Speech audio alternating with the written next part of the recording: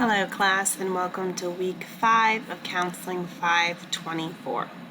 As always, reach out to me as you need. I know that there is a lot that is going on, and I'm doing my best to exhibit grace and compassion because this is an unprecedented time, but also working to try and still make sure that you get everything that you need to learn and know from this course, because it's an important course as well. So it's that balance. But the biggest thing I say is reach out to me, because then I can help you throughout that time.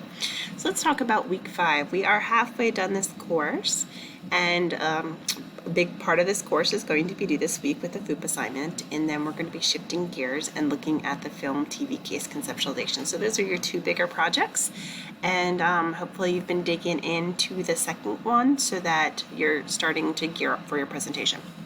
That being said, we have chapters 12 and 13. There are PowerPoints with audio included, so make sure you review them. Additional resources on family sculpting, a video to watch. And what do we have due this week? We have quiz number 5 that is due at the end of this week, your week 5 discussion forum. And if we look at that briefly, you're going to see 3 different models. And you need to decide which of these models, whether it's Satir, Whitaker, or Minuchin, who would you want to study with? Explain your choice, specific reasons that you felt that this approach to therapy would be appropriate for working with the couple. That's your initial posting. That is due Wednesday by midnight. Your 2 peer responses, regardless of how you actually feel, you're going to be a critic against your peers' position, so you're going to respectfully challenge them and talk about one of the other 2 different approaches that you would utilize. So there's an example down there below. In addition, apply symbols describing relationships that you see in figure 13.2 as well.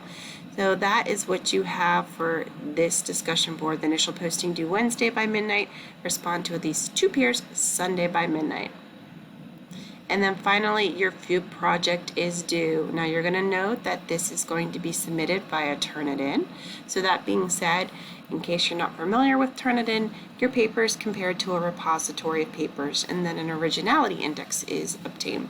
Now we want that score to be low because we are comparing it to other people's papers, and it should be low because you're talking about your own family. You're throwing in the terms, the concepts, the research, but you're really applying your own family situations and whatnot within the paper. That being said, use quotes sparingly. I usually say no more than 1 quote per page.